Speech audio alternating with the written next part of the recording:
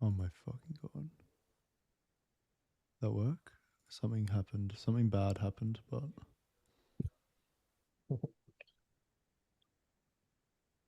something bad definitely happened. Oh, seeing something. Okay, we're good. Oh, yep. It's on for me. Still going. Okay. Product placement. I saw the product placement there. Okay. Subtle. Getting the energy drink in the mix. Let's get things going for today. I'm glad I'm sitting down because my legs are sore as fuck. Today we are going to do a special Gameonomics stream, the first stream where we will react to people's comments on Web3 gaming, especially, and that's the purpose of the video. See, like, what do gamers think about Web3 gaming? See what the opinions are like, and maybe probably we'll get a bit.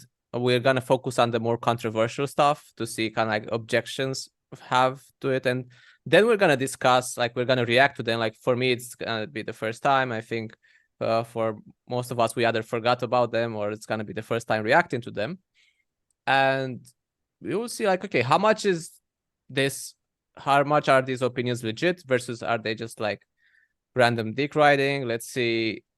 Just like break them down, we react to them, and then we discuss the general opinions of gamers and give our perspectives on it, because I have to say probably some of them will be right. It's not all like amazing in the crypto gaming space. So yeah, we have And just in here. general, like the crypto space in general, I think, Daniel, Yeah, it's yeah, not all roses right now, is it? So there's a lot of. It's very easy to it's never been. say that it's not working out. Yeah, that's kind of like our goal here, our Gameonomics, just to be critical, like admit when the space is bad, like with the bad things, the good things, and just to be transparent, like not do this, like, again, moon everything to the moon, like random shilling stuff. We just want to actually provide education and like see how we can help people. So with that being said, yeah, we have here we have Skuz, we have Thirds, we have Mark in the shadows. So we are, yeah, I guess let's just like jump into some comments and see what people are saying. Yeah. Just move fast. Let's see. Okay. So are we just gonna start with the first comment? Yep, let's start with the first comment. So I've just brought it up. If you guys can see on the screen, I'll read it out for us. So in the last bull run, so he's talking about the Gala token here, and it was in one of our Gala Games videos. So in the last bull run, it went up about 75 times. So this was the Gala token. I just can't see it dying in the next bull run. At worst case scenario, it's going to get a 25 times increase from the 2-cent price, which is going to be half the price of the previous bull market. It's going to go at least to 40 cents, in my opinion. But anyone saying that it will 100x to 1000x is lying and is not going to be that big. So this is the classic price prediction comment. Now, this guy's actually a little bit you more see everywhere. Yeah. This guy's a little bit more in line. He thinks that anyone who says 100 to 1000 is delusional, effectively. But if it goes up, less than 100 times, it can happen. So he's humble. He doesn't want to go like 1000. Yeah, he's happy with the 25x, which I think is reasonable. I mean, let's be honest. If you're talking about anything above 100x, you're you're a moon boy, right? So, yeah. I mean, he's obviously been around a little bit, and he knows that the 1000x is ridiculous. But in saying that, I also kind of like chuckled a little bit because he is saying, it's not going to die, which is also which is a little bit the of a worst moon case boy scenario. attitude, That's the worst case scenario. 25x is the worst case scenario. Yeah. He's saying that it's not going to go up 1000x, but he's saying that it's probably going to go up 25, maybe 50. It's never going to die, guys. Never going to die. That we haven't seen that happen before. Okay, so just be right back. I'm just gonna throw like 10k into Gala because it's gonna at least make me 25x. So because and if it goes wrong, it just Easiest $250,000 of your life. it's like this is Chartampilas 6601 said it will do it, so I trust him. He seems certain. So I mean, that's the worst case, 25x. So I like, who knows? Best case, maybe I get like maybe like even like 70x, 100x. So what's How interesting? do people about, come up with I mean, these? That's kind of my question here. Like, how do you come up with? Like, how do you they come read up with Twitter. like? Twitter. How do you come up with like? Yeah, 25x it's worse. Like, how do you make up that number? Well, Honestly, the way I look at it and what I see is it's people, influencers on Twitter that have a little bit of a discussion, and then people believe them. That's what I've seen. Ricky, sorry, Scuzz, you go ahead, man. No, I think okay, yeah, it's kind of funny. It's a funny comment, but I think there's a deeper discussion here that needs to be unraveled. So at the moment, there's a lot of people who kind of look at the chart and just go, all right, well, if it went to that number before, it can go there again. Now, Daniel's the resident TA expert. Now, I mean, I guess there is some merit to it, right? But the problem is, and I'll give a very specific example of why not everything will go back to the price it was at. And I think a big thing is looking at the market cap. So a lot of people forget that when more tokens get issued into the market, whatever way it be, staking, liquidity pools, I don't know, rewards, airdrops, whatever. Like over time, there's going to be more supply than there was, say, 2 years ago in our bull run. So what ends up happening is, okay, let's say Gala was, I don't know, what did he say it was, like 40 cents before? It'd go at least to 40 cents. Well, 40 cents back then, they might have had like, say, I don't know, $5 billion market valuation. 40 cents now might make it go to $30 billion market valuation, which that's the flaw in this thinking, right? Yeah. Like with a lot of these projects, you're saying like, yeah, it's just gonna be bigger than Blizzard or like bigger than like. It's like the easy, and look, there's obviously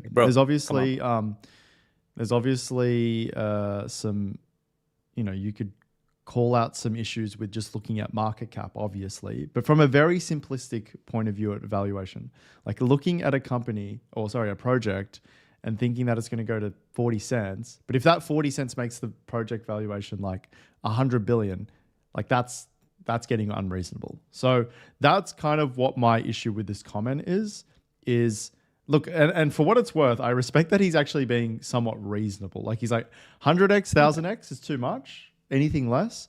But I think the biggest thing is we need to look at the market cap. If the market cap doesn't justify it, then it's not going to go back up to the price. I mean, look, the bull runs are pretty crazy and, you know, wild shit has occurred, but that's how I look at it. Okay. Yeah. Ricky coming like hitting us with the logic here. Okay, bro.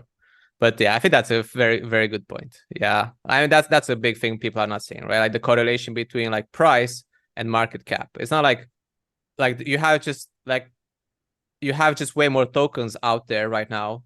So if the price will go back to the same levels, you would need like a way higher market cap than you had before. So if it's gonna go to whatever, again to 40 cents, it's not gonna be the same market cap as before. In order for it to go to 40 cents, you need like a way higher market cap because now there's way more tokens released on the market. Very, very good point. Yeah. And exactly right. And I think this is the reason why this is the reason that Gameonomics wants to educate people and actually provide a little bit of information about something that people might not know, because that's a good point. People think, okay, it's going to go back to the original price. As you said, it might never happen. That original price point or original price that it peaked at might never happen. Most of them will not happen. Because people don't realize that there's emissions. Yeah. This is my prediction. There's tokens. This is my prediction. And, most of it. And I think you're right. It did peak at something like 5 billion, and it was definitely in the billions. And, you know, we've said it multiple times on this channel, but the whole gaming market globally is $183 billion, right? Every year. And you're saying that this is, you know, in the 5 to potentially 20 billion range with those numbers in the comment. I mean, unlikely. And anyone that says like 1000x, it really doesn't understand that, and it's probably just clickbait anyway. Yeah, I would do have like one more thing there. In a potential future bull market, I think a lot of these current tokens will just go under, and it always has been the new cycles bring up new tokens, new projects, and that's where all the hype goes. And most of the tokens from the previous cycles, they just die off. People lose interest in them, because people always want to put money in the like new shiny interesting thing that promises like 1000x. Like it's harder for you now to believe, oh, like Gala 1000x, because now we already accustomed to it. It had the issues, it has whatever. But then when you see a new project come up with like a lot of good shilling marketing and stuff, that's where the interest will go. So even just like from just like a general crypto perspective and people's interests, like statistically, if we look at, I did look at some numbers and stuff, like, yeah, most of the money will not be made in these current altcoins. A lot of it will be actually made in the new ones that will come up then. So even there, like, yeah, Gala can easily go under and not make the 25x. Unfortunately, you're basically saying that the peak of the speculation has already passed. So unless they Most actually, likely, yes, change the face of gaming, then they're likely not going to go back to those massive spikes that we see based on the massive speculation that happened in the bull market, right? And that's because, Gala, it's going to change gaming, blah, blah, blah. But if it doesn't change gaming in this period, then speculation has already passed. That's what you're saying, right? Yeah, exactly. Like, you want to see something big. It did not happen. Okay, maybe the nice project will bring something big. Maybe and naturally with time, we will have like better and better projects and like better and better competition. We hope that would be a good sign. Yeah. So, but yeah. Okay, let's move on to the next one to keep things rolling here. I think the next one's also Gala. So this is a nice segue. Let's see are you gonna read it, Ricky? I'll read it. So this one is another Gala related one, and someone's basically comparing the Gala blockchain, so the GYRI blockchain, to the Ethereum blockchain. So let me read the comment. Well, the same way that ETH is the gas for all the utility-driven projects on Ethereum, Gala functions as the gas fee for the Gala ecosystem. Secondly, many people bought Gala last bull run without participating in the ecosystem. Many people are going to buy Gala who want to just buy into Gala without actually participating in the ecosystem, instead of buying the Gala tokens, etc. If someone wants a piece of tokens. So if someone wants a piece of the ecosystem, they will buy Gala. This is how it works, my friend. I've seen it for years.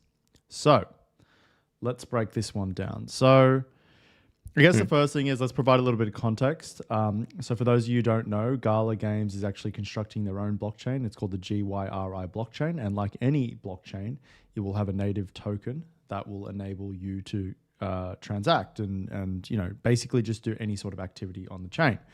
And if we use Ethereum as our case study, Ethereum uses obviously the Ethereum token, and what they're saying is, or what this person is saying is that if the Gala blockchain becomes really, really popular and has a lot of games, DeFi, I don't know, any sort of type of project that is beneficial to the current web, like the Web3, then people will get onto the Gala blockchain and buy a lot of Gala and use it for the gas. Now, so Gala will be used for the gas fees. Yes, that's correct. So Gala would be the native token, will be used for the gas, just in the same way. So basically, just think of Ethereum is what Gala is trying to be, right? Yeah. And so if we kind of pick this apart first. So, of course, Ethereum, I mean, I think all of us agree that Ethereum is a good token in the sense that it's a foundation in the crypto universe, if you will, and there's going to be a lot of demand for it because there's so many applications and services and whatever you want to call it on the Ethereum ecosystem. Yeah, unfortunately, you need ETH for most everything you want to do on a blockchain. It's still broken, right? It's still fucked. Like, it's still not doing like a lot of the stuff it's supposed to do, you're still paying high fees and shit. Yeah. So still not the So- best, but very used. Very, I mean, that's the main, when you go, yeah, again, like doing stuff in the crypto world, you're mostly gonna do with ETH, Exactly. So, or better or worse. and because of that, ETH is always going to be in demand. If something is always in demand, it's obviously going to it's going to have a higher valuation, and people are going to buy that. So I guess there's two parts to this question. So the first part is, do we think Gala will actually be a blockchain or an ecosystem where people will want to buy a lot of tokens for? Well, that's the thing. Like, Gala is not the only project out there. It's not, you cannot really, because if you say it like this, and let's just like try not to dunk on everyone just for like saying random stuff, but let's just kind of break it down a bit. Like, if like that's the argument for all the blockchains that are out there, like yeah, like it's just gonna be the new ETH. Like ETH, it has a lot of utility. Like ETH, people will just buy it without wanting to participate in the ecosystem. Well, you have to think about the competition. Like why? Like I want to, like, if I'm hearing this argument, I want to know, okay, why Gala? Why not, like, again, like other like even like layer 2s or other blockchains, other competing stuff? Why is everyone, or like many people, to quote, no, many people will get into Gala? So unless we see that edge, and we don't really see it right now, especially with the latest developments, yeah, I don't see how that can be a thing. And yeah, like people buy without participating because they just want to make money, right? So okay, I understand that, but I don't see Just on that the point, demand. just on that point, with many people, like in the last bull run, I think a lot of people were just buying shit that they didn't understand anyway. So I don't know if that's necessarily a good They argument. hear buzzwords and then they just buy. Exactly. I mean, on this channel, we have broken down the Gala token 1,000 times. You know, it doesn't do anything. Yeah. Like, there's Look no the video up. ownership. Look the video up. Gala Games Investigation. Get educated. If you haven't seen it, go check that video out, because I go through it pretty in depth that the Gala token doesn't do anything, particularly from an investment perspective. Sure, there's like some benefits within certain games, and you can use it on the marketplace. That being said, I would agree that if the blockchain was high in demand, the Gala token now has more utility. But Yeah. up until that point, and up until, you know, if Gala has like 100 awesome AAA games, then I can definitely see the Gala token being valuable, because all these games, for you to play them, will probably, You need Gala. You're going to need Gala at some point in time, right? And I won't argue that. But at the moment, Gala's game selection, and once again, go check that video out. I go through most of the games. A lot of the games aren't really, they're like, some of them are okay. They're building a portfolio, which is a good start. But are they going to become so big that they like become the Steam of Web3? Probably not. So, yeah, I think that argument is, look, it's premature. I think it's premature. It's definitely possible, but I think it's premature for where we are. Yeah, and it kind of goes back to the same point, right? It goes back to the same thing of like, oh yeah, many people bought it the last bull run, so they will buy it again. A lot of people will buy it in the next one as well. Yeah. So for me, this guy's point is that because they're building a blockchain now, because it was in response to what you said, Ricky, about Scuzz, about, okay, Gala's token doesn't really do anything now, but this guy's saying if they make the blockchain, then it's going to have value. People are going to participate. That's how I understand this comment. All right. Obviously, he says a few other things, but that's the main thing that I understand from this comment. And when you really think about it, and when you really look at a blockchain that is built for something specific, like a set of games, as you said, Rick, you need to have like 100 or even the majority of the games, the AAA games in a market, for that token to have a lot of value, right? To get enough fees. And we could break that down mathematically, but just even thinking about the amount of fees that Ethereum needs to have a quite a significant value, it's a lot. It's a lot of transactions that are happening. It's a lot of people that are doing things on heaps of protocols, heaps of projects. And I don't think that Gala could, even if they made a blockchain, I don't think they can compete with the likes of Sony and Microsoft to take enough market share from the game industry for their blockchain to be active. Now, if you told me, okay, they're making a blockchain and they're getting into different areas like DeFi and whatever, okay, maybe it's possible. But when you get into that area of cryptocurrency, your competition is massive.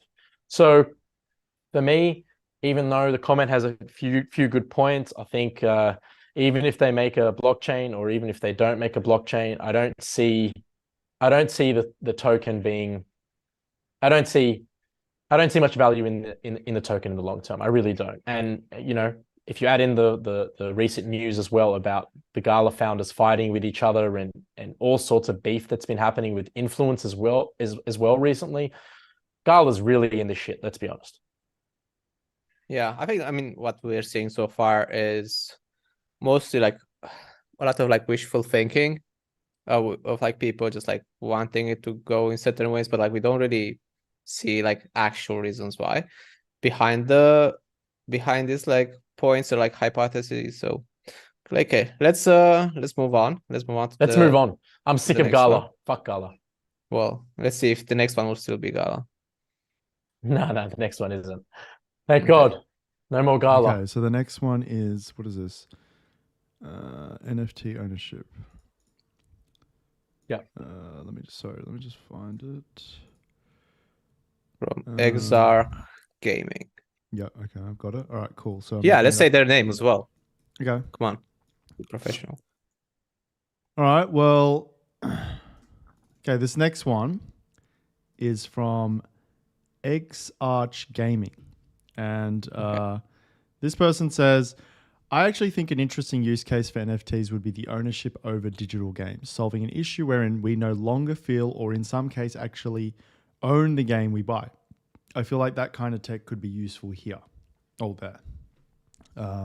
So basically what they're referring to is rather than buying the game on Steam and it's owned in your library, what if we created NFTs that is like a digital representation of what it was like to buy a disc or some sort of cartridge from back in the day. I think that's what they're trying to suggest here. So what are our thoughts on this one? Yeah. I love it.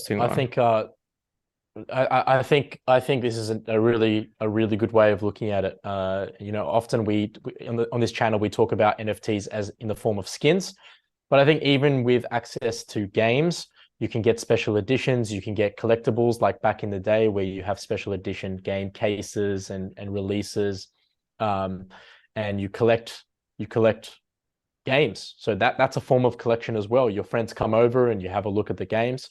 Not only that, I think, a lot of people would say Steam, you have your games, you own those games on Steam. But the difference is that can you resell things on Steam? Can you interact with a secondary market where you might have a special edition, you might have been the one to pre-order the games? No, you don't. So currently that form of digital ownership for the game itself doesn't exist. It still exists in the real world, of course, when you have physical ownership of special edition games and packets and certain little things that come with games. But I think it's only natural that we go digital with this. And I love that idea. I love that idea because it also doesn't affect the gameplay. It's the collectability of the game rather than anything to do with tokens or in-game items and assets. It's just quite simple, and it makes sense. So we're saying, in this scenario, okay, the main thing that is being brought here is like the marketplace, right? It's kind of like the ability to transact NFTs as the games, basically like the games as NFTs, and being able to sell them, transact them. I guess that's the main benefit this will bring, right? Like, because other stuff like own it. Okay, I own it on Steam. If I own it on Steam or if I own it on NFT, I don't really care. Come on. Like, doesn't really I think the bring second me a part, benefit. Daniel, I think that is the main part, but the second part is the collectability. So that whole aspect of and obviously this has happened in the past for decades when it comes to physical games, right? But it's the collectability of putting it together, showing off your first edition, second edition, whatever it may be. That collectability side, and we haven't seen too much innovation in this area yet. We kind of saw it a little bit in the NFT craze that we had with the whole digital museums. Why does it have to be an NFT for that? To be like first edition, second edition, like the scarcity, why does it have to be like that? Like, why can't they just like, yeah, it's a limited edition and we're just gonna sell it as a limited edition and that's it? Like, does it really have to be an NFT?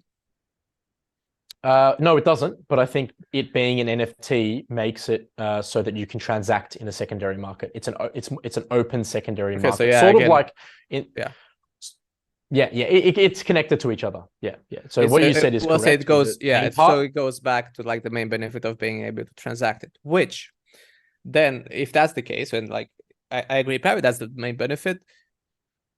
If that's the case, is it like that good for the companies though? Let's say I want to buy a game, right? I want to buy The Last of Us. So I'm not gonna, but yeah, let's say I want to. Okay, I could go just buy from the store, from their company, wherever, from Steam or whatever, or I can go to a secondary market and someone will probably sell it for cheaper. Sorry, can you repeat that again? I lagged like a motherfucker just then. Yeah.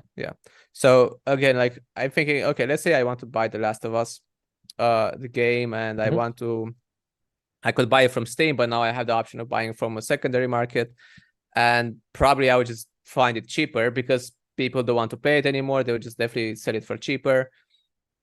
And that way the person is making more money. That guy is getting some of his money back, which is very good for us as gamers. Okay. But like, is it that good for the company? Doesn't the company, wouldn't they rather just buy the game from them and they get the full, I pay the full price to them instead of like getting basically nothing for it? I guess you could find a counter argument, which could be like, yes, like in the moment they get less money, but they can have some fees for you transacting. They get like some royalties, and then they get that money back and even more maybe by the sheer volume of transactions that goes on between players, like the marketplace for. So I don't know. I think there's like, and that's exactly what I think as well. I think this is unproven. This is an unproven area because there's not too many examples of this. But the fees, because remember, each transaction of those NFTs and those collectible games and whatnot have fees associated with them that go back to the developer, right? It might be 10%, it might be 20%. Generally, it's probably going to be 10%. Now, is it more profitable to keep your games at a higher price, and the players that want to play those games will pay that higher price, which are probably the really hardcore fanatics like years later that want to maybe, rebuy the game, or new people that are like, oh, I heard this game is good from a friend, I'm willing to spend the full price? Or is it more profitable to have your game in a secondary market where you're going to collect fees over time? So that's really the question. And as I said, it's unproven because there's no examples of this yet, or very few, especially when it comes to a big game and a big developer. But I suspect that over the course of a number of years, the commission that these developers are going to get from each transaction and each sale might be as big as paying a full price, or as big as even if they discount it. Like you see on Steam, you have a lot of discounted games after 5 years of release, after 10 years of release. Some of them 50%, some of them are 90% in some cases. Are they making more money now on those, or would they make more money over time from commissions and secondary sales? I wonder. And that's something that it's an unknown that'll be interesting to find out. But as I said, I suspect that the secondary markets are going to be as profitable. Yeah. So, I mean, we do see, I mean, there is some merit. There is some merit to this idea.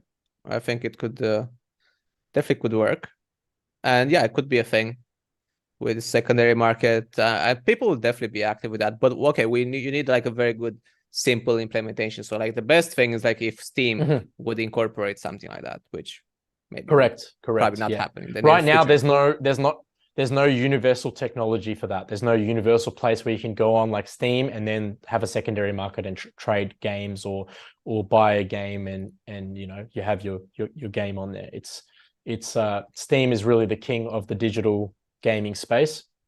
There's a few others, I think, when it comes to, you know, buying digital games, but yeah. Again, I guess it doesn't have to be NFT. So like if Steam does provide this feature, like you like trading whether like skins and stuff, you could just trade games as well. Like it doesn't have to be like NFT technology, but No, it doesn't. It doesn't. It's like, so we're talking about like mainly the merit of like a secondary market for games. Yeah. And I think the reason, so it doesn't need to be in place, but if a technology exists and it's well implemented by whoever, you know, creates the next Steam marketplace for NFTs, right? If that exists, why would you not want to have full ownership and maybe even take it to another marketplace, maybe even you know, send it directly to your friend as a gift? Why wouldn't you want that full ownership because rather Steam than doesn't having want something that like Steam? if they provide it. Steam doesn't want you to go out of their ecosystem. True. And that's Steam, right? So if another platform exists where hopefully they will implement this sort of technology, then that's where you would hope most of the people would go, right? But instead it's of not just in sticking with their Steam where they interest. have full control. But the platform is not in the interest of the platform. The platform wants to keep you there. Of course, the platform does. But if the developers start, you know, flowing into these other areas, these other marketplaces that are slowly growing over time, over, you know, maybe 5-10 years, then Steam's dead anyway. I don't really see Steam being able to continue unless they do implement some of these technologies. Yeah, because interesting. Yeah, you have I don't know. I'm just talking mainly from my perspective. Like from my perspective, if I have all of the advantages of an NFT, right, in my game ownership, and I can trade it and I can buy it. Like I have so many games on Steam right now, I would get rid of in a heartbeat, right? And because I just don't play them anymore, and I finished them. So if exactly. I have that ability to do that as a consumer and as a gamer, why would I not use it? Yeah. Why would I stick with Steam, who also has the ability to shut my account down, who could potentially you know, delete my assets, who could take my information? You know, it's yeah, it's a no-brainer for me. But then again, the technology it has to be for right them now, as well, right? Like I also wish that happened, or I think for us as gamers, but we have to think like, okay, from their perspective. Go ahead, Rick. But also fuck Steam. Why do we have to think from their perspective? It's the developers that are making the games. Fair. Yeah. Like no, no. The what does Steam actually do? Right, they're a great platform. Blah blah blah. Right, and everyone uses them. I also yeah, that's use what they do.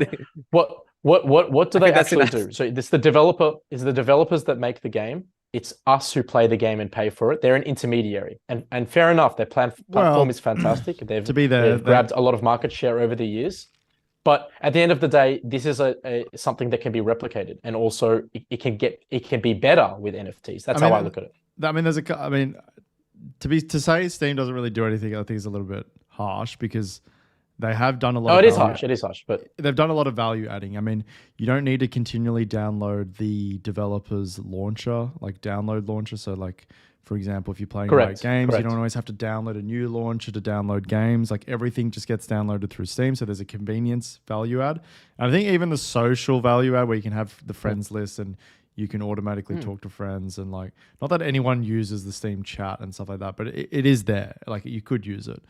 I think, but I do agree with Thirds with regards to like the buying and selling, trading. Like, I think a lot of younger generations don't realize that like 20, 30 years ago, you could go to your local game shop and you would bring in like 2 old games that you didn't play, and there was a trading mechanism that occurred. Now, obviously, I think that trading like don't you remember you could go in and like, I had like old FIFA games and they'd be like, yeah, trade in like 5 FIFA games and you get the new one. It's like sick. Bro, because I'm from Romania. I did not even have a computer. What are you talking about? But that was the thing. And I feel like that was fun. Like being able to be like, oh shit, do I trade like my 2 NBA 2K, you know, 06s for the new 2K7? Like, you know what I mean? Like that sort of shit. Like that was fun in a sense, and we don't have that anymore Yeah. these days. And I guess we're just boomers, so living in the past. Yeah, that's definitely potential there. I think there's Yeah. definitely potential.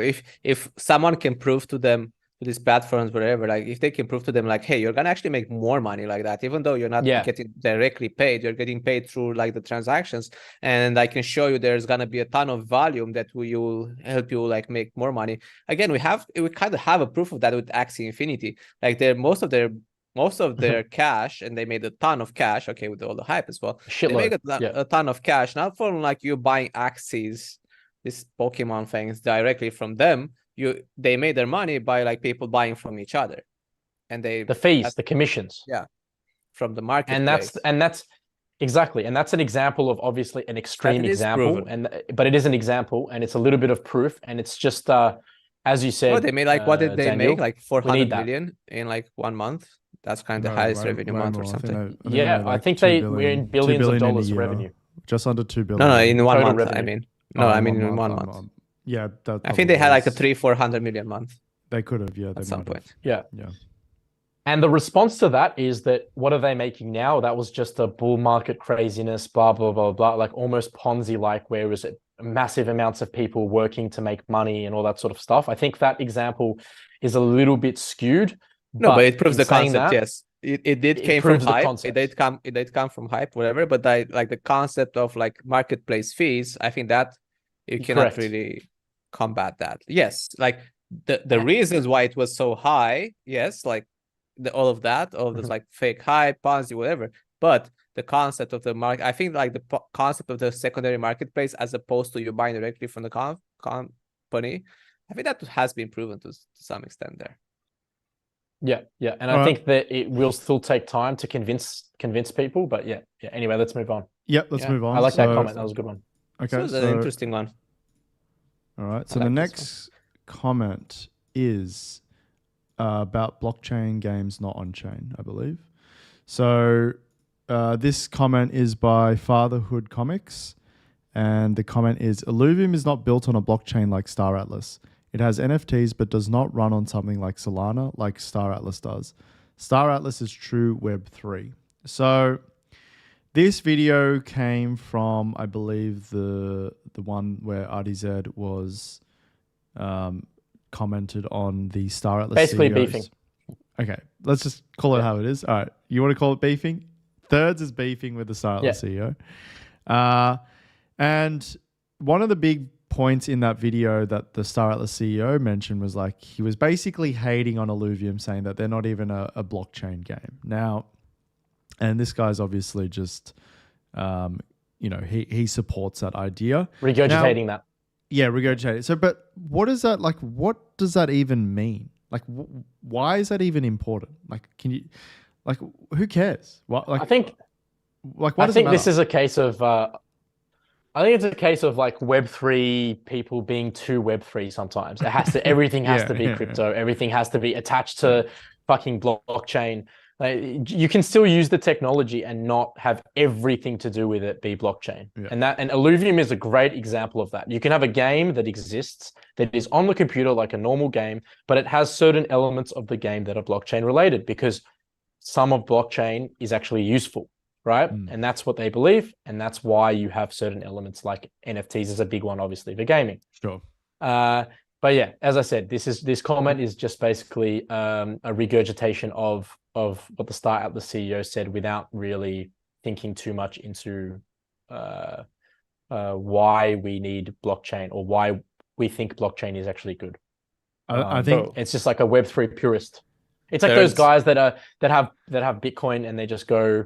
They just, they live a full Bitcoin life. They pay groceries in Bitcoin. They get wages in Bitcoin. It's the same shit. Bro, Thirds, you gave me this like webcam shit. You gave me like the webcam freezes now. Like now my webcam is shit. Oh, really? Disconnected. Yeah. I don't know what's going on with it. Yeah. It's just like, is this like the new pandemic? Disease. Yeah. Oh, it's like I'm passing a virus through fucking Zoom somehow. Honestly, I wouldn't be surprised the amount of shit that we see online. It's probably possible that that Zoom fucking passes viruses through.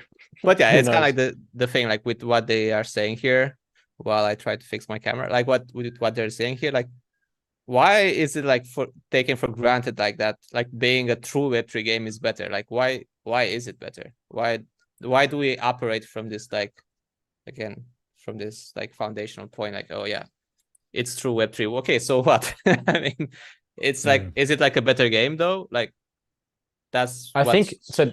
people should wonder, right? Sorry, I'm talking a lot, but I do have an answer for this. I think that the reason for this sort of attitude that it has to be fully blockchain, has to be fully decentralized. That's the key word, decentralized, right? They don't want. There are some people in the space that are so anti-centralization that they think that if you're going to be a part of the crypto community, you need to be fully decentralized, and that's just impossible. Right.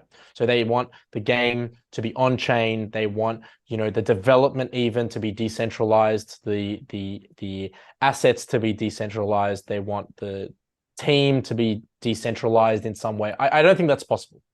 And so that's where you find, I think, comments like this because they're decentralization purists, I guess you could say. Like it's a cult. It's almost a culture now, right? It's like a cult-like community where it's like fuck everything. It needs to all be on chain. Yeah, it did get into people's heads that like, oh, yeah, exactly. Like it did get into people's minds that like, yeah, decentralization is just like the end game. That's like the best you can do.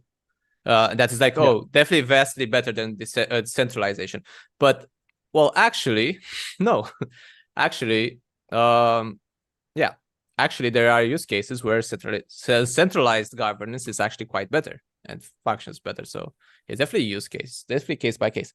Not really sure. I'm not really sure if like decentralized is like what you need in gaming, but so yeah. Okay. It's still yet to be proven that it's full decentralized. Yeah, but it's an interesting comment. Yeah, okay. I think third's a summary. People being too Web3 is the perfect way to sum that comment up, to be completely honest.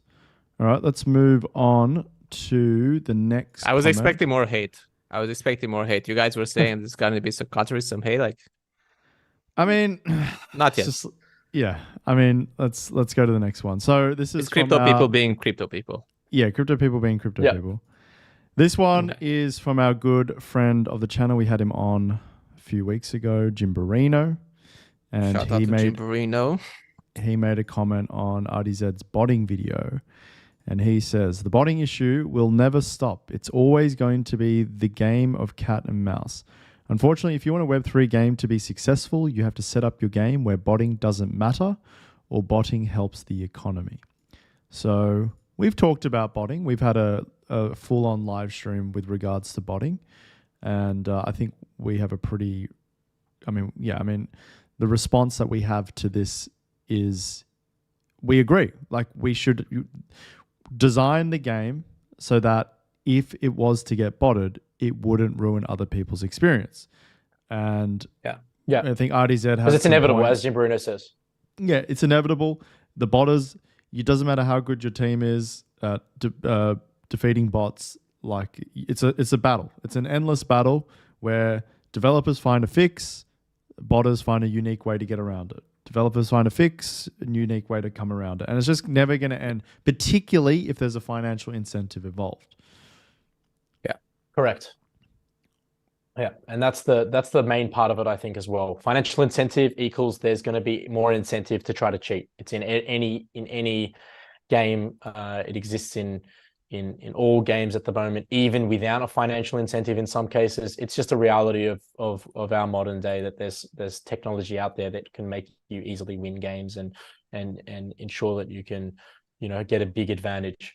And yeah, we've gone through it in a video before. I think, me personally, I like the idea of non-game related things, non-game performance related things that are that have rewards. Yeah. So things like skins, things like collectible game editions, you can't bot them, right? You might be able to bot the release of how to buy them, but there's ways around that. So I think that's the key with that comment. Okay. Whenever we have this botting discussion, I'll always bring up my Mir for drama drama and trauma when bots Yeah. were like flying around ruining the game for everyone who cannot mine their Yeah, it's resources. crazy. Like the amount of botting, You can't even and play the game. it was insane. And yeah, that's because it's the first time now where it was one of the first games maybe at that time actually, yeah, where you had financial incentive to bot. And I mean, people got onto it fast. Yeah. And like tons of bots flying around there and shit. So definitely a thing. Definitely. Okay. Yeah. So I do agree with the perspective there. Okay. I think we all agree with that one. All right. Let's move on to the next comment, which is, I believe, NFTs. With regards to NFTs, how can NFTs work? So this comment is from Anton. Oh, geez, let me zoom in on this. My eyesight's not too good. Anton Dovey Dallas Datus 2261. 2261. Datus, And yeah. he said, or they say, Bro, I'm make an easier name, bro. Come on, man. I'm generally skeptical of blockchain gaming and galas specifically, but in order for an ubiquitous, I don't even know how to say that word. Ooh, Ubiquitous. bringing out the big Ubiquitous. words. Ubiquitous in-game Ubiquitous. NFTs to work, they must have a fast and cheap working blockchain, which incentivizes them to solve that problem. Alternatively, one could imagine a custodial layer that manage NFTs in-game, only updating the blockchain when necessary, but then that would call into question the utility of blockchain gaming. Now, this is a pretty interesting, particularly the second part of the comment is quite interesting because this is what we talked about. Well, I don't know. Wait, when I did the parallel gaming, we did an internal stream last week, and I talked about this concept of a vault, right?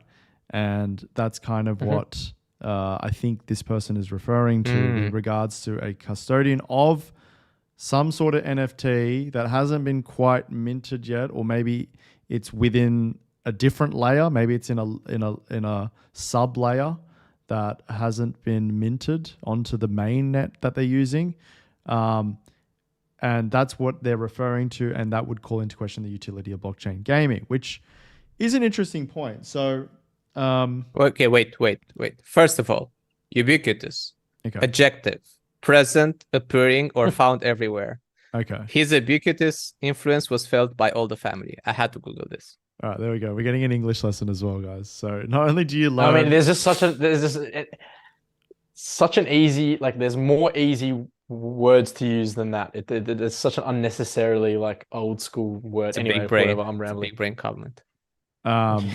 yeah. Okay. So I mean, okay. Let's dissect it from the start, right? So I'm generally skeptical of blockchain gaming and galas specifically. I think most people are skeptical of blockchain gaming, and I think particularly now with the recent drama within the gala team, I think people are even more skeptical about gala. So that I think we could all agree. Does anyone have any objections to that comment? That part of the comment? No, sir. No, not at all. Are we ubiquitous with our? I think everyone ubiquitously agrees to that. Oh, All right. So I think that was the incorrect usage, Daniel. But anyway, Nobody we'll let it knows. pass. Anyway. English isn't your first language. It's all good. Yeah, exactly. Okay, so in order for, let's just say, for game NFTs to work everywhere, they must have a fast and cheap working blockchain. And I think we agree with that as well, right? Because, for example, once again, I'm going to use Parallel, the trading card game, as an example. It's currently on the Ethereum mainnet. And as we all know, to do any sort of transaction on that blockchain, it's expensive. So if I'm going to send Daniel 20 cents worth of cards and I have to pay $8 in the transaction fee, is that going to incentivize, or is that going to disincentivize me to play that game and trade? Probably yes. Yeah. So we agree with that. And fortunately, there are a lot of fantastic layer 2s specifically for Ethereum. And then obviously other chains are a lot more, I guess, efficient with the cost. So like Shout out to Solana. Immutable X, please buy my bags. I'm down so bad on IMX. Pump it. Please. Please.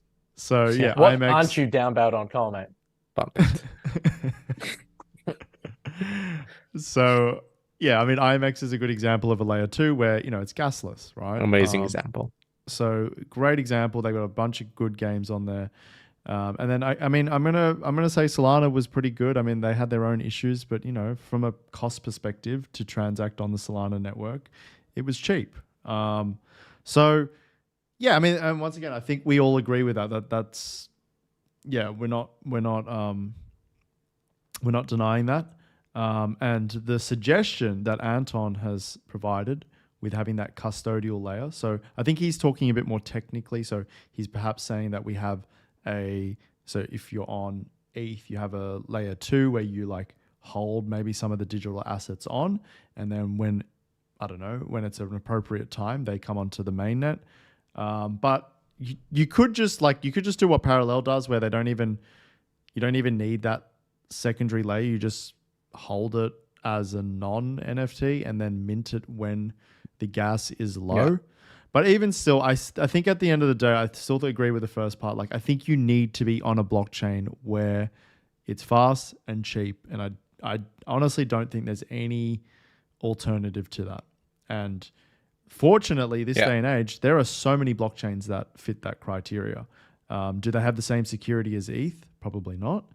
But will they be fast and cheap? Yes. So yeah, I think we're pretty spoiled for options in terms of blockchains. And I'm assuming in the next bull run, if there's already like 100 blockchains, there's going to be 500 different blockchains. And I'm sure one of them will hit the holy trinity of security, decentralization, and speed efficient, which I guess would tie into, you know, the cost of it as well. So I gave the camera back to thirds. Anyone want to make any comment on that comment? So annoying. I think that's a reasonable comment to make, to be completely honest. Yeah. And then I like this, and it kind of makes me think in that direction of like, I still believe. So it's kind of the equivalent. I'm kind of thinking about like now, like equivalent of a blockchain would be like a game ecosystem. So again, maybe like Fortnite is doing, and like I think what we're doing is like moving towards this, like not like just these game entities, but it's like ecosystems of games, and each big company is trying to build their own ecosystem and like keep people in there as much as possible. So I would say that's kind of like a parallel to like blockchain. That's like, because it can have a lot of the main features, right? It can have a lot of the transacting in that ecosystem and doing all of this stuff. So then like it will be interesting to see like how relevant can blockchain stay, because you have all these things with security, all these things with like transactions, all these things with fees. But if like can like not like Fortnite in their ecosystem just like do everything and just like in a better way, so then do they need blockchain? Maybe not. Yeah, the blockchains would probably be more like global ecosystem, if in the best case scenario, more of a like, okay, all inclusive ecosystem where more there is more of a network effect where more people can. But then again, even the blockchains themselves, they are their own ecosystem. So if you cannot really transact with other blockchains, there's still the separation, which actually doesn't really help. On the contrary, I mean, there's bridging and stuff like that, and I think most, you know, there's definitely some projects out there that are trying to mitigate that issue. But yeah, at the end of the day, I think it would be a lot. We're not there yet, right? Yeah, I think it'd be a lot more efficient if it was just one whole popular used ecosystem, and perhaps maybe you just have a bunch of layer 2s to then like kind of separate and divide some sub genres of the industry. But who knows? And yeah, okay, let's move on to the next comment. Yeah, it's a good comment. Okay, I'm going to throw in a bit of a curveball here. We're going to do a little bit of a funny one. So in the Pepe video, RDZ did a warning about Pepe, the meme coin that had a bit of a surge in price. I think it was mid-year. And Jordan McKenney, shout out to Jordan McKenney, gives RDZ fresh cuts.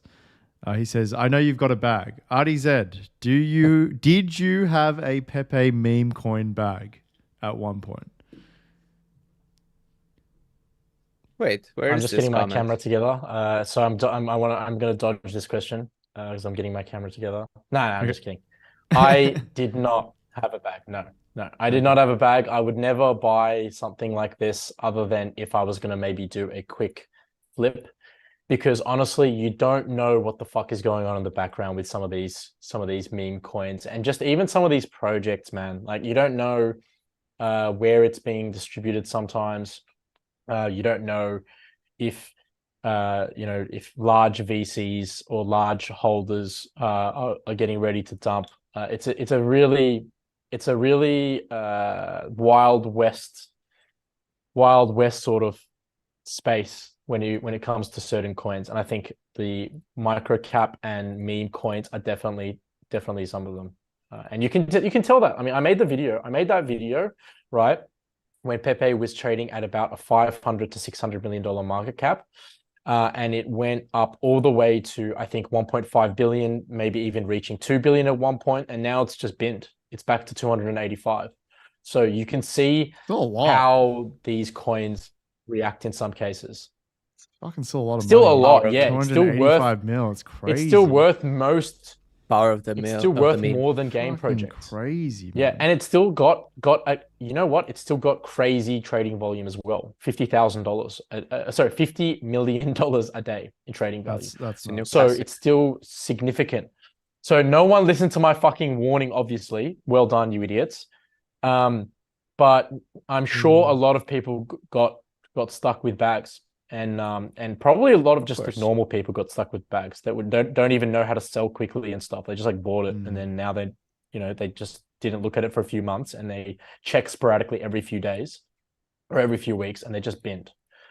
So yeah. Hey, even though it's a fun comment, I still at some point that's where even though it's a fun comment, there's a lesson to be learned. And I know Jordan, who made the comment, is a fucking degen as well. He loves to fuck around with random coins. So it's shout out to Jordan.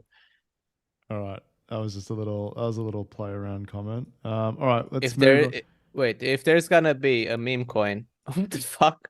Come on, this is how I know Dogecoin will be big. I have my trading view open here. I was looking at charts, whatever, and then I switch. So this is TradingView again, big company, big like thing. Then I switched to the Doge USDT chart. I switched to it, and all of a sudden a Doge actually pops up on my chart, does a little dance, and then walks back off. Really? Really? Like really? Like crazy. What? And now, okay, now if I do love it. I never I saw love crypto. Yeah, but again, this is TradingView. Yeah. Anyway. All right. So yeah, I was and also say, just so we all know here, Doge is worth $8.5 billion. Just so everyone knows, fully diluted and their current market cap. It's been fully released. Crazy. Yeah, I mean, if there is any meme coin I would buy, it would be Doge. Because of the like Twitter, Elon. Yeah, just because of the potential of it like being used on Twitter one day, the utility is there. Come on. Fair enough. So, and I think, I made a short on this with Twitter applying for licenses. I think it is actually possible that they bring on crypto later in the future. And if Doge continues to remain strong and is continue to be an icon of like meme trading and whatnot, it will be on Twitter. I do think so. Yeah, Elon is interacting with Doge accounts like quite often. So, yeah, I can't believe it. I can't believe that shit. I'm gonna be like, I just talk about this and I think about this quite often, and then like I'm just not buying it. But then like I'm just gonna be so pissed like 3 years from now when it's gonna be doing like, I don't know, like way higher all-time highs. Yeah, let's watch this video. When Doge is 100 billion market cap. Yeah, I'm gonna be so pissed. Okay, I have to buy some Doge now. Okay. I'm actually gonna I've got the list. I'm actually gonna skip that one, the one that was supposed to be next. I'll use that one last. We're going to move on to something a little bit more lengthy, and I might actually full screen this one because this guy has written an absolute essay. I have to. So I'm going to cover everyone's faces so that the viewers can read this with us. Oh my goodness, this is like a massive comment. Okay. All right. So Punchy Karma 6685 has written an absolute essay, but we love an essay here. All right, let's go through it. So the thing about NFTs being in the game is someone needs to be willing to pay for that item, otherwise it has no actual value. You can have an item that's worth 20k in your stash, but what's the point if nobody wants it? Do these items offer gameplay advantages, or are they just strictly rare cosmetic items? People like to compare it to CS skins, but nothing will be like that. CS has been around for over a decade and there are extremely rare items. Not really even cool looking items, to be honest. But their value is strictly based off rarity, and CS has a massive community. So, actually, let's not read the whole thing. Let's just actually go through part by part Yeah. because there's a lot of information here. So, first part of the comment is talking about where does the valuation of these digital assets come from? It comes from the community. First of all, like an item that's worth 20k in your stash, but if nobody wants it, then it's not worth 20k. It's like, but yeah, exactly. And that's kind of a little bit stupid. No offense, Punchy Karma. There's a little bit of a stupid comment there. The start there in the sentence, just because you're right, Daniel. It's not worth 20k if no one's paying 20k for it. 20k, you can list something for 20k or 100k. let's say like or people million. are saying, but no one I get buys the it, point, and there's right? no liquidity. Yeah, exactly. But yeah, okay. So, but the point is fair, right? And we have been discussing this, and like we have been discussing like how we went through these waves when it comes to this argument. But yeah, it's all about the skins, and that's what that's the best way to go. But that's kind of like the skins and the value they bring. It's kind of way after the game is popular, right? So you cannot base the popular like, oh, this is gonna be a very good use case for NFTs like skins, bro. But that is only the case if the game blows up. So that being the main feature of it will actually do nothing, right? We have to first have like a huge game, and the NFTs being like the skins being NFTs. That's where will bring additional value. But you have to have that first value, like the Counter-Strike. Counter-Strike is a sick game. People have been playing it for a long time, and because it gathered a massive community, then the Counter-Strike skins basically took off in value. It was not like, oh, hey, come on, play this shooter game because it has skins and you can transact, but the game is kind of shit, right? So it's actually like the skins comes way after. So yeah, now I kind of also see it like that. Like the skins are not gonna do much for a game. okay. They will value add if the game brings on a big community. Yep. Okay. Yeah. So I think there's no disadvantage though of having games skins from the get-go. If people want to use them, they can. And yeah, I do agree that as the game goes forward, it's obviously going to be more popular and there's going to be a larger market. And I also disagree with the comment that what's his name made Punchy Karma made about nothing being like CS:GO again. I think there's going to be plenty of games in the future that have secondary markets that are bigger than CS:GO. I think we're going to have more and more secondary markets. CS:GO is a fantastic example. Axie Infinity it's a fantastic example, and we will have secondary markets in the future. So I think to say that CS:GO is a 1 in a million is it's wrong in my opinion. I think there's going to be more. I think I do agree on the part of it will take time. You're not going to get a game that brings in billions of dollars in revenue from a secondary marketplace in a few years. It takes time, like you said, Daniel. Okay, so moving on to the second half of this comment. So Russ has some extremely rare items, but most of these items just aren't obtainable anymore unless you buy it. I don't think Dead Drop will be... Okay, so this is a comment on the Dead Drop video that Daniel did. I don't think Dead Drop will be able to pull something like that off. For one, the game will have to be around for a while in order for something to be considered rare. It would have to have a limited time items in order to create that rarity. I just think the whole NFT thing is just going to be just like a bit there. That is the thing. Like it will have to be a limited time for items. Yeah, you do have that in game. Like I was playing it, and you do have these comics to collect that you probably get even like only in this time period, in this season or whatever. So I think they are doing this specific component. Yeah. Okay. So they are doing that. I just think the whole NFT is just going to be a big nothing. I'm more interested in the gameplay, which so far looks like a generic shooter from what I've seen. It is early though, so I can't judge too harshly. There will of course be thousands of cheaters, and that's a given unless they have some groundbreaking technology, but I doubt the studio has the money for something like that. Overall, it's an interesting concept, but just like any NFT, they are all built around hype. Once the hype dies, the NFT value dies. If the game doesn't have amazing gameplay, then I can guarantee you it will not last, and the gameplay doesn't look that special or interesting. Again, it's very early in development, so I'm still going to have an open mind. But with what I've seen, it doesn't look like anything special. The studio Shroud has partnered with, their game has way more potential than this. So for those of you who don't know, Shroud is like he used to be a big CSGO player, now, a big gaming influencer, and is creating his own game as well. First of all, I just want to say there's not enough people like Punchy Karma. Like, the fact that he's trying to be open-minded, he's trying to see both sides. He's clearly leaning more towards no, but he's trying to see both sides. And I think it's argumented. Yeah, he's like, okay, yes, obviously we're always going to be leaning one way or the other. I mean, all of us in this chat are going to be leaning one way or another on a thing.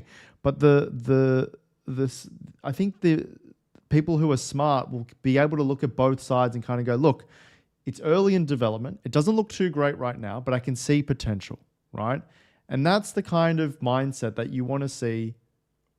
Like, this is a good comment, right? Like, for me personally, I think it's a well thought out comment. It's got some structure to it. Put structure like a bit more into paragraphs, so it's easier to read. Way too long. Yeah, way too long. Sure. I think he just has the same thing. He's just like talking about the same thing. But it's YouTube comment. But then again, just playing. He's not. Yeah. But I think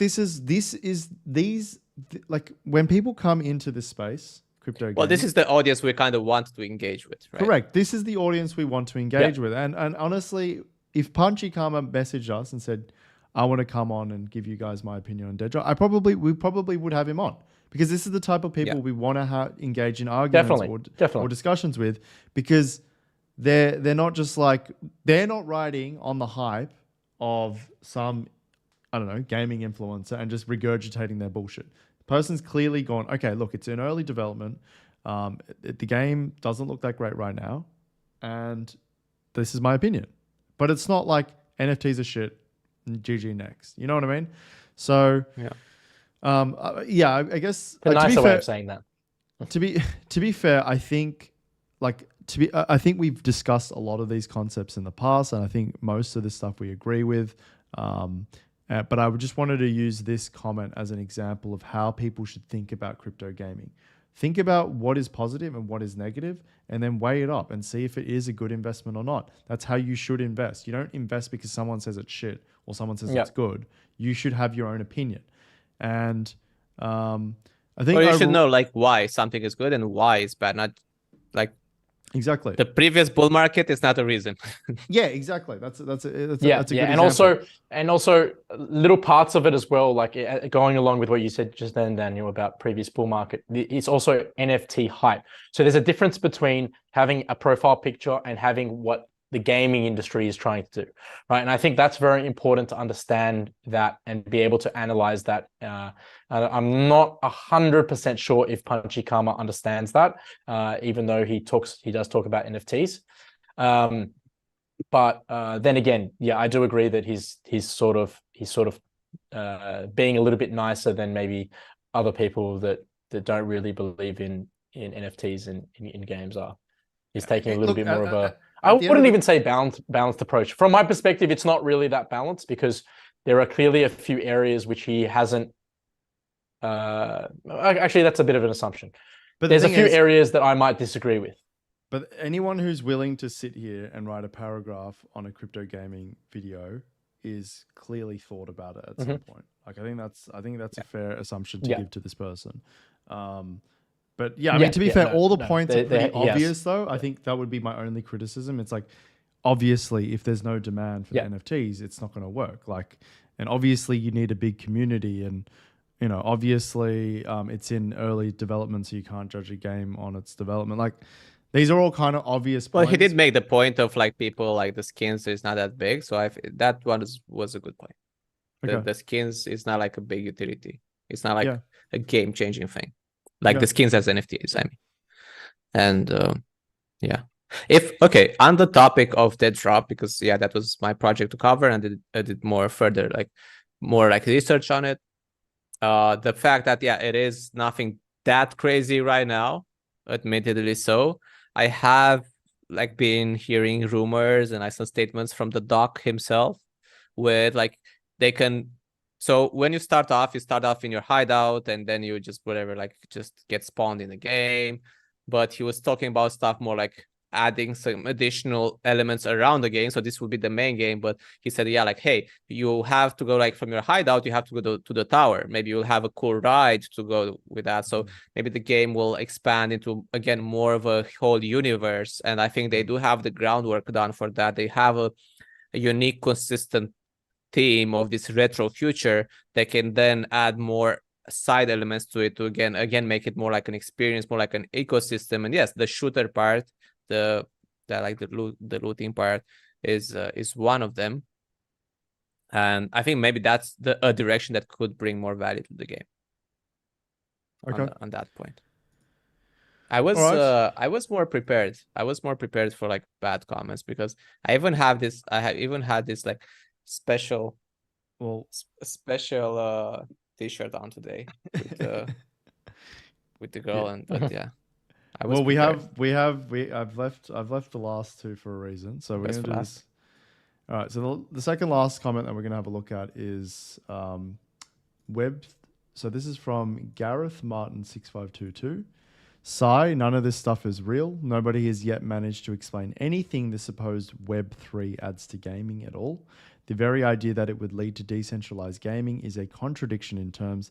And as someone who has dabbled in game design, I have no idea why anyone thinks a decentralized game is a good idea or why anyone would want one. Star Atlas is just elite, dangerous with extra steps, none of which add anything to the game. Great way to fleece a bunch of suckers of their cash, but not for gaming. Okay, so Wow, interesting point. Now, punchy. That was a punchy comment. Something that caught my eye here is there you go. There's your controversy. Web3 adds to gaming. Now, I know I'm going to get very literal here. Is gaming? Do we see gaming as something that's on Web3, or is it Web3 adding to gaming? Like what is Web3? I guess that's because I think this person thinks that is something nobody knows. Well, I mean, it's I guess it's the new web, like the new decentralized web. That's how I view it, right? Yeah. And so I don't think it's more like gaming is being built on Web3, not the other way around, right? And I don't think it's fair to say Web3 adds to gaming. Like that doesn't really make sense to me. I think it's more so, do NFTs add to gaming? Potentially. Does having the whole game on chain add to gaming? But like Web3, if anything, gaming is trying to, with the games that we are seeing, we're trying to see games that are being built on Web3, not the other way around. So that's something I'm being very pedantic with that wording there. Yeah, I guess he means like the intersection between Web3 and the intersection. I think it's important that people understand that Web3 is trying to be a separation from Web2. And basically what Web2 is, we have Google, which just reads all your privacy. When you make a Gmail account, to make that account, you just sign your privacy away. And I guess using the Steam example from earlier, when we come into the gaming space in Web2, Steam just controls the whole industry. What Web3 is trying to do is trying to break down these institutions and allow some of the smaller players and give more of a competitive field. And yes, you could argue that government regulation and stuff like that is a way to prevent monopolization and anti-competitive behavior. But unfortunately, I don't think it's done a great job. I mean, like, look at Google. Google is a monopoly. Like, you know what I mean? Like, Apple is a monopoly. Samsung, I guess, is a monopoly. Like, even our supermarkets in Australia, there's two of them. They're monopolies. Like, does regulation actually provide, these? Because I feel like in the Web2 system, it's like a exponential power build. Like you can just continually just buy out companies, buy data, and all of a sudden you control everything. So that's the idea of Web3 that I want to get across. And then now the question is, does decentralization actually add to gaming? What do we think about that? Doesn't look like it, to be honest. I mean, kind of think I have to think bit on that one, but like I would say like first impression, probably not. Like I think most people like decentralization is more like about trust. It's a lot about trust, right? A lot about like how things are being run, a lot of like just being like taking the middleman out and just being like direct interaction. But you can definitely see a lot of benefits for like a more centralized type of leading a project of like making decisions. We can definitely see. I don't think there's that much lack of trust between gaming companies and gamers in that sense, in terms of like, oh yeah, these guys are like scamming me or whatever. I mean, it's not widespread. If anything, like this whole idea of decentralization came from DeFi, right? A lot of it, like the main idea, like the main application and the main benefit of decentralization was in DeFi, where yeah, like fuck banks, fuck the intermediaries, they can like fuck you over much harder than like a gaming company. So I think like in that sense, in that use case, hey, I can just send the money to you directly to your wallet. Like I don't need to pay like ridiculous amounts of fees to the bank or just like wait for like 5 days for a transfer to go through. I can just send it to you peer to peer. That's where I see decentralized being a thing. But like being decentralized, my relationship as a gamer with Fortnite, whatever, like I trust Fortnite. Like what can they do to me? Like I actually would rather give up that, and like I don't care. Like I want it to be like more direct between me and the company. Again, no intermediary, just me and the company. So yeah, maybe in gaming, I don't think it's. I do agree. Maybe it's not that much of a thing. Yeah. One thing I've noticed with talking to a few people about the current gaming industry, that people are starting to get really pissed off with games, right? And it's things that are noticeable. People still play the games. I mean, games are addictive. Let's be honest. They're entertaining. Yeah. They're getting better in quality, but the attitude that some of these big gaming companies have is starting to piss people off. I have noticed that. And what I'm talking about mainly is also microtransactions. It's the fact that a lot of games companies seem to be very, very, very money hungry, which makes sense. They are businesses, yes, but they make it very obvious. At least try to hide some of your attention sometimes, for God's sake.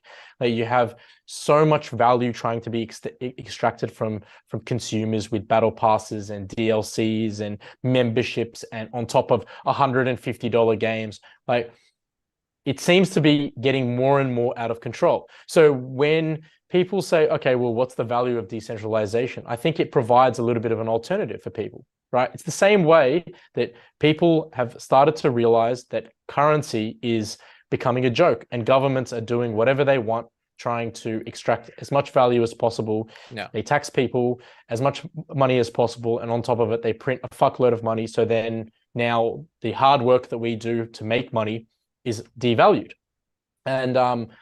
And so people want an alternative. And what's the alternative? We see that in cryptocurrencies.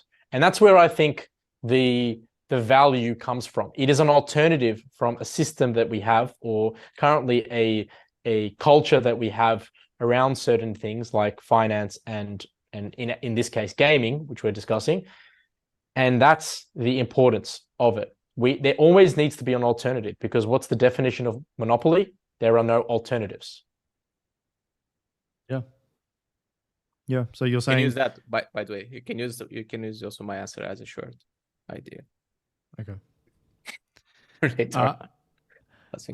Yeah. So you're kind of, so RDZ's looking more outside of the box in terms of, okay, it's not actually a direct impact. It's more a indirect impact it's going to have on the gaming industry by allowing smaller players to have more resources, if you will, or have more opportunity to compete in a less, I guess, eye-gouging market. We might see the gaming industry flourish, but I guess Daniel's talking specifically like the direct impact. But wait, how does decentralization help with that? Well, Artie's Well, saying. it's not even. Yeah. Well, I ahead. think I guess Steam is a good example, right? Like Steam is extremely centralized. And if you are a developer and you don't have your game on Steam, you're fucked. Like it's just not getting out to people. But if we see cryptocurrency, or let's say Web3, I won't say cryptocurrency.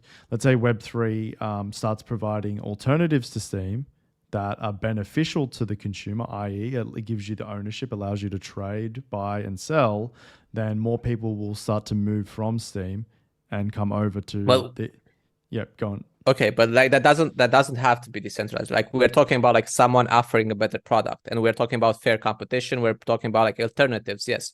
But like, and I agree, there should be alternatives, and people, if there's a better alternative, maybe people should go to that. But like, having an in-game, it doesn't have to be like, if they have like, again, the platform has their own marketplace that maybe it's set up in a better way. That's a better service than Steam. It doesn't have to be like decentralized. You can even have it on their own platform. So yeah, for sure. Yeah. But the thing is, does Web2 have the infrastructure to set up something like digital ownership, which, let's be honest, provides more value to the consumer than it does to the developer, unless we see, crazy revenue from the secondary market. Because at the moment, like, even if you look at live streaming, YouTube is a good example. Like, how many competitors to YouTube have there been? It's probably been like hundreds, maybe thousands. Yeah. Right? And YouTube just buys them all up because they can. Because it's the same, the value proposition. But is that an issue that decentralization can solve? Like, I don't think so. Well, they consolidate. They have like a very good product, and they consolidate. Yeah, like that's what they should do. That's their job as a business. They should try to buy everyone out. They should eliminate the competition. And I don't think if someone like a decentralized YouTube comes up, it's not like, oh, this is the solution, and people will move towards that, right? I think we're talking about like that's the nature of markets. Like that's how companies in a free market, that's how they should operate. They should just try to get bigger and bigger, and then once they pass the point, they cannot get caught up to, because though they are also willing to run at a deficit, and they can outcompete their like any competition if they don't want to sell. So I think that's just like the nature of the markets, and I don't really see like how decentralization can like affect that. Well, I think going a step further, there's a change there. If you have decentralized products, you would hope that there is a little bit of a change of attitude. There is a little bit of a change of the thinking behind consumers, right? And the reason why that is very good is because they understand, okay, I don't need to use Steam. I don't need to use XYZ. I can take my assets and take it wherever I want to, right? So there's a change of that mindset, which you would then expect to lead to these big companies not having so much control. If I could take my assets from one game and trade it on another platform, then I'm taking away a little bit of the control of larger companies. And that's what I'm not sure if that makes sense, but that's what I think decentralization brings to the culture, right? So it's a cultural thing, which might be very utopian, to be honest, right? It does make sense. At the end of the day, we are dealing with. Yeah, finish your point. Mm-hmm. No, go ahead. So it does make sense, but I think we have to there is like this required first few steps where that alternative platform also has very good games, and also like because again, as a developer, probably nowadays you still want to go on Steam and publish your game there. So yeah, people, if that is getting taken care of, which is a very big if people start to go on other platforms, developers, I mean, start to publish on other platforms that is a competition to Steam, and they're like more decentralized, more fair to the consumer, and that if that picks up any traction, then yes. But I think that's a big if, and that's hard to compete. Like, yeah, we should, if there is an ecosystem where it brings a lot of incentive for the developers, they can look at it like, hey, I can have Steam or I can have Gala Games, and there's actually better for me as a developer. Like, okay, for the gamer is also better, but especially first of all for me as a developer, it's better to publish on Gala. If we get to that type of situation, then I think yeah, we can get to that scenario. But realistically, it's pretty hard, right? Yeah, I mean, I mean, look, think everything is hard when you're dealing with big monopolies. Like, Yeah, I was essentially just they about are to say. monopolies. You've got the game industry honestly dominated so hard, it's so hard by a few companies, and they buy up everyone. As Ricky said, oh, YouTube are my competitors, I just buy them out.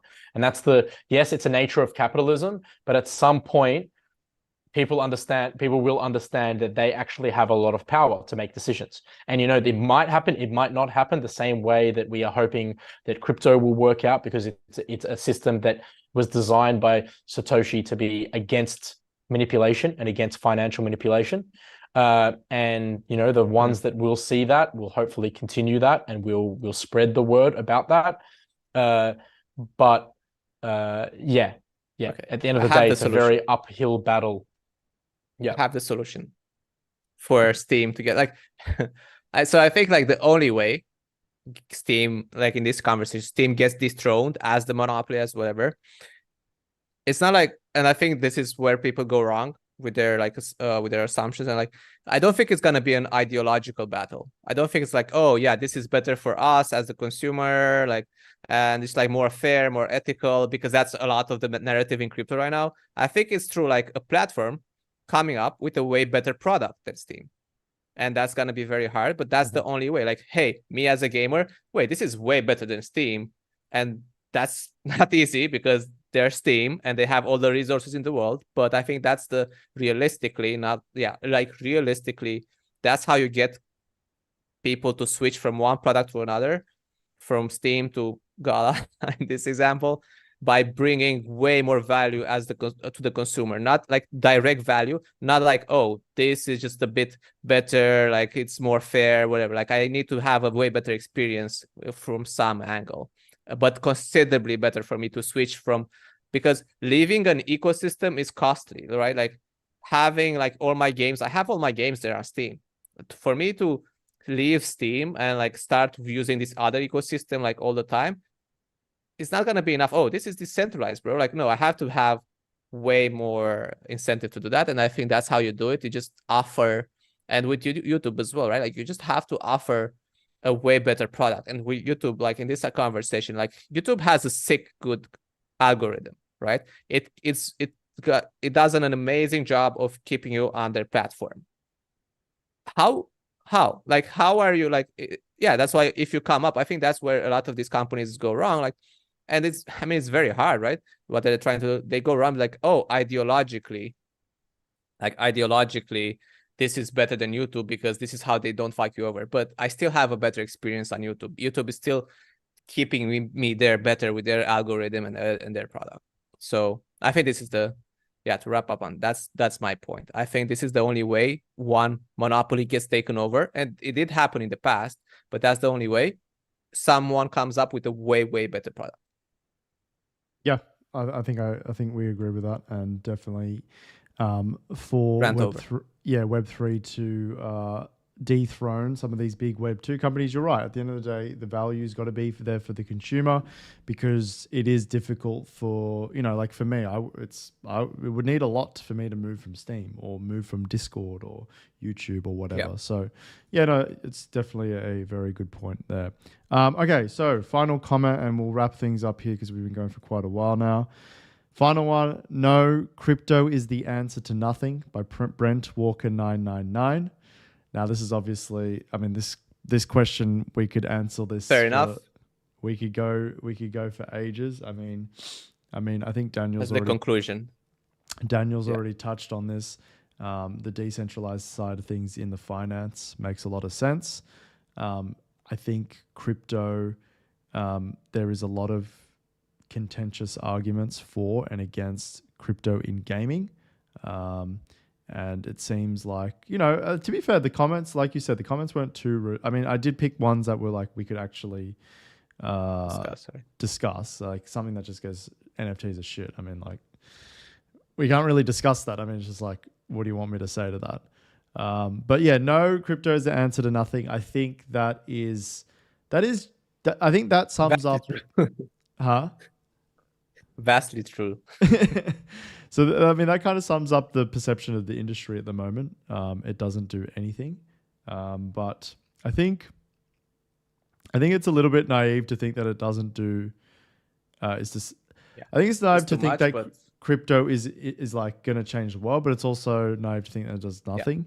I think there's going to be a use case for it in certain. can we agree crypto is a bit like overhyped at this point in time?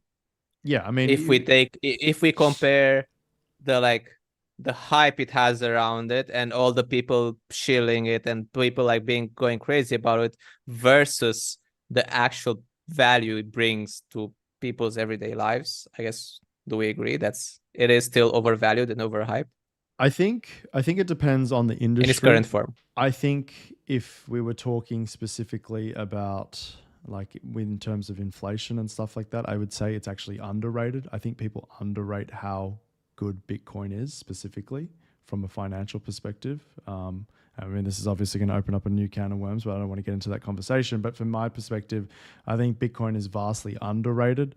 But in terms of everything else, yes, I would say it's overrated. Yeah, just crypto as a space. Yeah, crypto as a space. Yeah, I think. Yeah, I mean, I think there's a lot of value in cryptocurrency. I think it's interesting to see how people, how like general perspectives change, and obviously markets change, market attitudes change based on price. Everyone talks about price all the time, and yes, it's very important, especially when you're looking at investing. Very important. We look at a lot of concepts in this channel about investment and portfolio management and what to look for in certain projects. But when there is a significant underlying technology to something, which I think there is in crypto, it's if you always are looking at the cycles, if you're always looking at ups and downs, and you really don't believe in the space, then you're just a trader at that point. You're a speculator, right? And that there's plenty of speculators out there. But for me, there is, as you said, Scars, there's a lot of parts of crypto which I think are very underrated, like use cases. People don't understand also that NFTs are not just pictures. Everyone just says it's hype, it's pictures, it's artwork. It's not that. You can see so many use cases for NFTs that would increase the efficiency of how we live by a lot. But because of the reputation that it has, and also probably because of the fact that it is quite a complicated technology for people to just shift over, and it's less control for a lot of the centralized institutions. We need to see more successful applications of it, right? That's when after that people will think, oh, okay. Yeah. And I would love to come back to these sort of discussions in the next bull run, because then it's going to be a complete overvaluation. It's going to be complete, and you know what? It's going to be a complete overvaluation, and people are going to say the opposite of what you said, Daniel. They're going to say it's undervalued. Oh, what a massive thing it's going to be, blah, blah, blah. These big technological changes obviously take time a lot of the time, in some cases, right? They take time, right? Because it's a very big shift. This is like a cultural shift rather than an actual technology shift where someone's brought out a new phone with a fucking, million megapixel camera. This is more of like a cultural shift of how you actually own assets and also do your finances. Anyway, let's not get into it too much because we've already been talking for a lot, but I can talk about this for hours. Like I'll start talking about fucking banks and how they've convinced you need to have this and that and that. Anyway, we can talk about it. We can talk about it for hours, but I think the point. Yeah, let's get like some conclusions. Let's move on. Let's get into some conclusions of like what we think from these comments. What are like our perspectives now? What's our reads on like the population of like people in the comments, of people in crypto gaming, judging on the comments we've seen. Ricky, do you want to go first? Yeah, I mean, like I said, I mean, it's a little bit unfair to ask me because I curated the comments and I try to find ones that were worthy of discussion. Mind you, a lot of the comments that we do get is just ramble, like just NFTs suck, you guys suck, something like that. Obviously unproductive. But yeah, overall, I mean, it's interesting that you get both sides. You get some people who are too pro, and then you get some who are too negative. But then you get some good comments here and there where you actually think and you go, oh, okay, that's a good point. I agree with that, or that's a good point, but I somewhat disagree. So there are still some people out there who are willing to have a productive conversation around these topics, which is good. And I think we'll see more of those in the bear market. Whereas in a bull market, I think everyone's just going to be fucking throwing Pepes into the chat, and it's like to the moon, to the moon. So I think if anything, the best time to have critical discussions is now, and anyone who's willing to participate in this conversation now is probably somewhat open-minded. Yeah, and you know what, I love you know, it'll be very interesting to see if when we do have another bull market. I said if, you know, down bad. When we do have another bull market and another big, I don't believe we will period. I'm more certain of it because of the big institutions getting it. That gave me quite a bit of hope. Yeah. Look, I think there's always going to be, I don't know what the definition of bull market's going to be. I think the last few bull markets have been pretty fucking crazy. I don't know if we can get a duplication of that, but let's see. But I think it'd be interesting to see, like, I think that these sort of discussions now are really good. And then when you get into those space, I think we need to shift, like as a group, as an education platform, we'll probably have to shift a little bit, because most people are fucking stupid, and you're going to have to shift your discussions to more simple things. I don't know what you guys think about that, but what we talk about now is more for a specific audience rather than before. Well, that's who we are talking about, right? Like to people like Punchy Karma as well, like to people who are there that are already critical thinkers, that are already like looking at this space with interest and wanting to learn more. That are open-minded, that don't come with like just like predefined opinions, that are not willing to change their mind. So I mean, that's mostly who we are making content for, right? Yeah. And then I guess what I'm trying to say, in the bull, then you'll see like almost the opposite of that, where you'll see everyone anyway, let's wrap it up, guys. All right. So that was definitely a good that was RDZ's idea of us going through. I think we got to cover quite a few things in a quick format. I'll let Daniel do an official little outro here for us. Yeah. I mean, it was a good one. I like it. Maybe we do something similar to this in the future. I definitely enjoyed it. I think it flowed very well. It is interesting to me to see like also like opinions of people. I think we kind of had these two main categories: people who just give more like emotional arguments and like just wishful thinking kind of stuff, not very well argumented. Then we have also this class of people who are more critical thinkers, and it's good to see like kind of both categories in here. We can wrap it up saying there's definitely we can see I would say that's the conclusion here for the stream. We see there's different types of people in the crypto space, in the crypto gaming space as well, obviously now. And it's good for us to like sometimes go to the comments and get a feel. Get a feel of like what people are thinking in the space. So definitely like this. Hope you guys also like this discussion. Give us a comment below if you're stuck with us so far. Let's see the veterans in the chat. Let's see the big brains here in the comments. Let us know how you like this conversation. I think we also added quite a bit of value with our opinions, not just like reading comments and stuff. So a good stream. Follow us for other like educational content here. This is we're here. We're gonna hold your hand. We're gonna hold your hand in the next bull market. It's fine. You're gonna get all the alpha. You know, you're gonna know where to put your money. Not spoiler alert, not gala, but yeah, like stick around, subscribe to our channel, and look at other, like we have mentioned, there's other videos, shorter, more educational, to the point. This is us just like going back and forth, just more conversational, just like we're in a living room all together, smoking some shisha, and maybe like having some girls dancing around and just having talks about crypto gaming. So hope you enjoyed it. It has been the crew at Gameonomics.